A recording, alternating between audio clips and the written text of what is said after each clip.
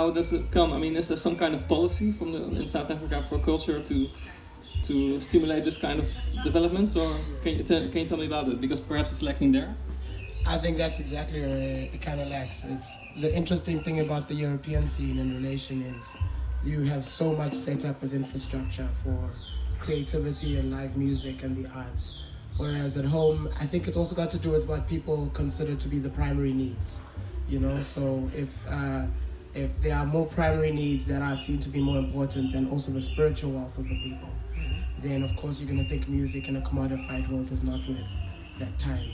But if you start to understand that it's not music for sale's sake, but music for the spirit, then it becomes a very different thing, because then as a government you can start realizing that why your musicians are traveling all over the world is because they're giving something to other economical spaces that is very spiritual, and it's not just economical. Those are very interesting words. Before we met this morning, we were discussing about Busi Milongo, the singer who unfortunately died a couple of years ago. She performed also lots of times at the music meeting. We were discussing her role in when she made the album Urban Zulu. That was like kind of a breakthrough album for the scene there, right? Can you tell me about it? Urban Zulu is like the mecca of live music, but also Amakolwa, which comes when Busi is also just about to pass, is also another mecca. But it's the fact that Busi like represents two very big things right now that are important. One is the black matriarch, so she moves into a music scene that doesn't have space for women, forget black women at that space, and plays a type of music that is only made for men and thrives in it amazingly. And of course the patriarchs close her out in her own country, but she travels around the world and spreads this magic, but it doesn't die with her in physical form. I'm a manifestation of Busi Mhlongo, and there's so many who have built the way they sing, the way they come to music as a spiritual thing from my home and not as something that I'm trying to sell out there, you know? And that's the beauty that all of Busi's albums have. My mother, who is very Christian, heard Amakolwa only like lately and was like, wow, this woman was amazing. And I was like, she'll still keep giving. There'll be 100 years of people still talking about Busi Mhlongo because she was a queen that fought in a very difficult time, you know? Thanks a lot. By the way, everyone here, you really should buy that album, Urban Zulu by Busi Mhlongo. That's really a classical album for African music, well, for all music, basically. I saw you last year actually 3 times, 2 jazz festivals, Transition in Utrecht and North Sea Jazz Festival, and of course Music Meeting. You played with BCUC.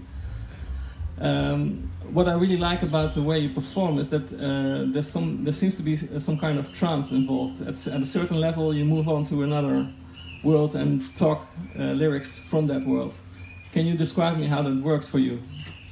Well, like in the cultures of, so I think the best thing is to explain that the people at home don't call themselves black people.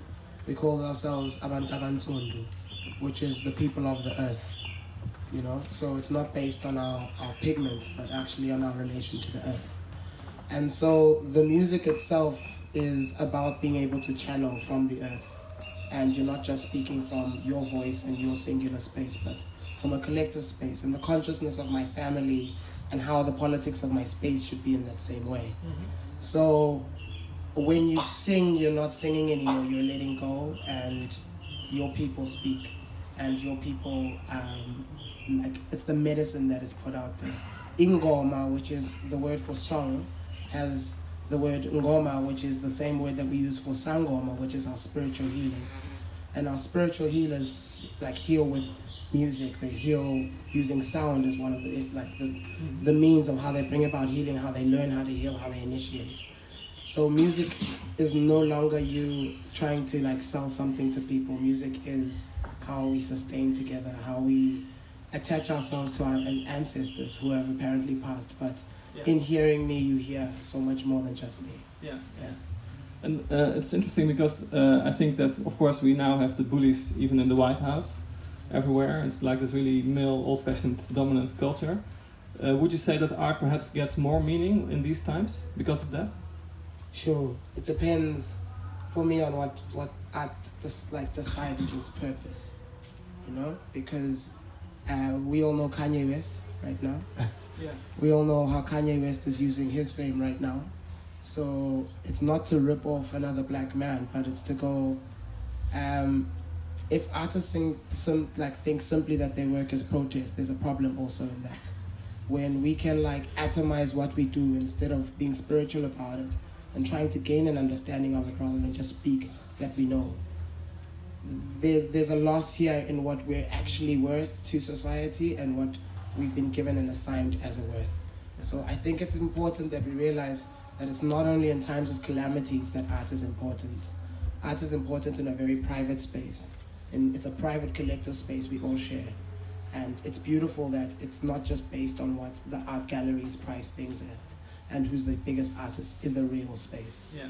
And that's the beauty of art. Yeah, okay. One final question perhaps, then some questions from the audience. You play with the Ancestors. You just told me that there will be a new album out, but next year, because Shabaka Hutchings, the saxophone player, is that busy with many groups. Can you tell me a bit more about the new album, which is coming out next year? No. Not yet. No, I can't. Okay, we'll wait. We'll just have to wait for that. I'm looking at the audience. Are there questions for The Brother Moves On? I don't see. Yeah, no? It's all very clear. It's all very clear. And basic. That's good. Okay, then I'll ask you for a final tune to play at this stage before. Yeah, okay. The Brother Moves On, people. Give him a big hand.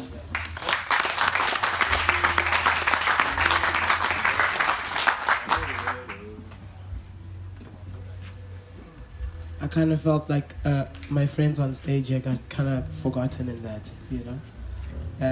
On bass and on everything over here is a man called Ayanda Zalegile.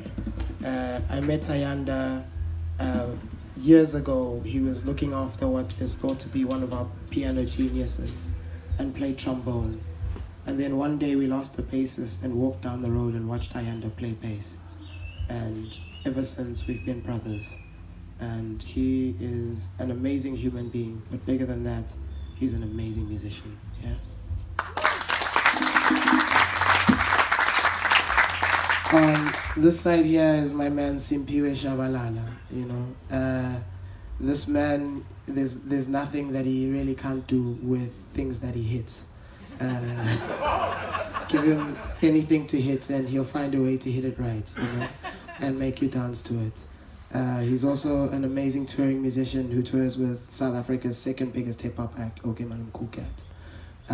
He can dance now because he's been forced to dance because you have to dance to hip-hop. Ladies and gentlemen, on congas, Simpiwe Shabalala.